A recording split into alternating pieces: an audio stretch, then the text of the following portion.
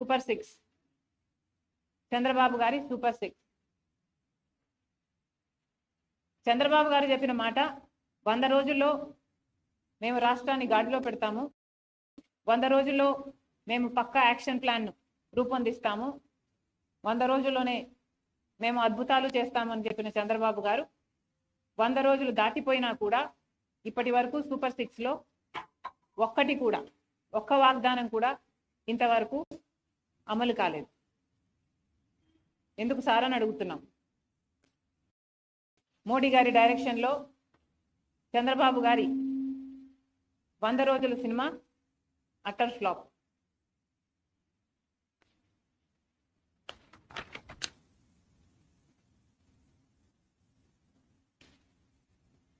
ఎవరు కూడా 100 రోజుల్లోనే అన్ని హామీలు అమలు చేయాలి అని మేము కూడా అంటం లేదు. కానీ ఒక మోసపూరిత ప్రభుత్వాన్ని దించి ఇంకో ప్రభుత్వాన్ని ప్రజలు ఎన్నుకున్నప్పుడు ఆ కొత్త ప్రభుత్వము వాళ్ళ పక్షాన నిలబడుతుందని ఎంతో ఆశగా ఓట్లేసినప్పుడు కనీసం మీరు ఇచ్చిన వాగ్దానాలలో ఒక్కటి కూడా నిలబెట్టుకోకపోవడం వెరీ డిసప్పాయింటింగ్. చంద్రబాబు గారి సూపర్ 6లో మొట్టమొదటిది రైతులకి 20,000 రూపాయలు ప్రతి ఏడాది ఇస్తామన్నారు. అన్నదాత సుఖీభవ అనుకుంటా దాని పేరు.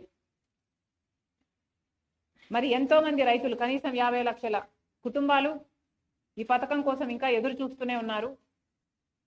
ఇటీవల వరదలు కూడా వచ్చాయి. చంద్రబాబు గారు చెప్పిన విషయం 7 లక్షల ఎకరాలలో నష్టం వాటిల్లింది, వాళ్ళందరికీ నష్టపరిహారం ఇస్తానన్నాడు. 17వ తేదీ లోపల అది విడుదల కూడా చేస్తానన్నాడు. ఆ 17 కాస్త దాటిపోయింది. ఇంతవరకు ఆ నష్టపరిహారమే ఇంకా ఇవ్వలేదు. ఇక సూపర్ 6లో చెప్పిన రైతులకి 20,000 రూపాయలు చంద్రబాబు గారు ఎప్పుడు ఇస్తారో ఇంతవరకు రైతులంతా ఎదురు చూస్తూనే ఉన్నారు. ఇది కాకుండా 20 లక్షల ఉద్యోగాలు ఇస్తామన్నాడు చంద్రబాబు గారు. 20 లక్షల ఉద్యోగాలు ఇవ్వలేకపోతే 3,000 రూపాయలు నిరుద్యోగ భృతి ఇస్తానన్నాడు చంద్రబాబు గారు. 20 లక్షల ఉద్యోగాలు 4 లక్షల చొప్పున 5 సంవత్సరాలలో పూర్తి చేస్తానన్నాడు చంద్రబాబు గారు. అంటే ఈ సంవత్సరం 4 లక్షల ఉద్యోగాలు చూపించాల్సింది చంద్రబాబు గారు. కానీ ఇచ్చింది 16,000 ఉద్యోగాలకు మాత్రమే. మిగతా ఉద్యోగాలు ఎలా ఇస్తున్నారు, దాని ప్రణాళిక ఏమిటి, కోచింగ్ల కోసం తయారయ్యే బిడ్డలు ఎంతోమంది ఉన్నారు, లక్షలలో ఈ బిడ్డలంతా ఎదురు చూస్తున్నారు వాళ్ళకు ఉద్యోగాలు వస్తాయి అని. లేకపోతే ఉద్యోగాలు రాకపోతే కనీసం 3,000 రూపాయలు నిరుద్యోగ భృతి మీరు ఇస్తామన్నారు. అది ఎప్పుడు ఇస్తారో దాని కార్యాచరణ ఏది ప్రకటించలేదు. మీరు గత టర్మ్ తీసుకున్న 2014లో చంద్రబాబు గారు ముఖ్యమంత్రి అయినప్పుడు 2,000 రూపాయలు నిరుద్యోగ భృతి అని అప్పుడు కూడా చెప్పారు. కానీ అది గాలి కొట్టుకోపోయింది. ఈసారి కూడా నిరుద్యోగ భృతి 3,000 రూపాయలని మీరు మేనిఫెస్టోలో చెప్పారు. ఇది కూడా కొట్టుకోపోతుందో ఏమో అని మా ఆందోళన. ఇది కాకుండా తల్లికి వందనం, అంతేనా, తల్లికి వందనం అనే స్కీమ్ కింద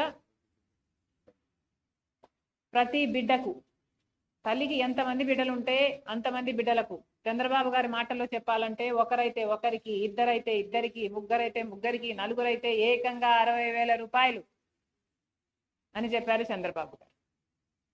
మరి తల్లికి వందనం పథకం ఏమైంది? తల్లికి బిడ్డలకి పంగనామాలు పెట్టే కార్యక్రమం ఏమైనా చేస్తున్నారా?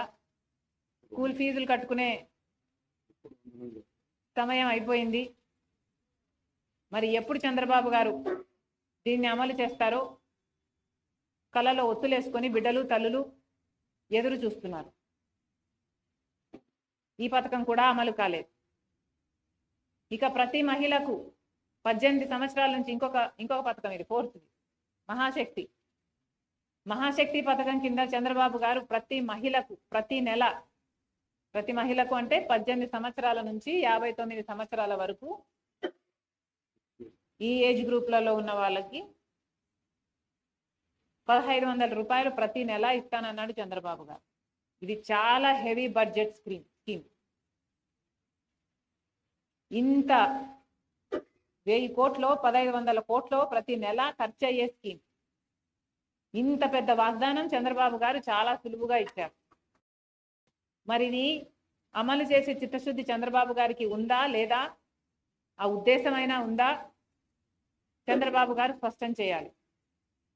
ప్రతి మహిళని నేను ఒక శక్తిగా చేస్తాను అని పెద్ద పెద్ద మాటలు చెప్పారు చంద్రబాబు గారు. ప్రతి మహిళకి ఈ 1500 ఇస్తే ఆ మహిళకి భరోసా ఉంటుంది అని చెప్పిన వారు చంద్రబాబు గారు. మరి ఆ మహిళల గురించి ఆలోచన చేయాలని కాంగ్రెస్ పార్టీ డిమాండ్. ఇంకొకటి, సంవత్సరానికి 3 సిలిండర్లు ఉచితం అన్నారు.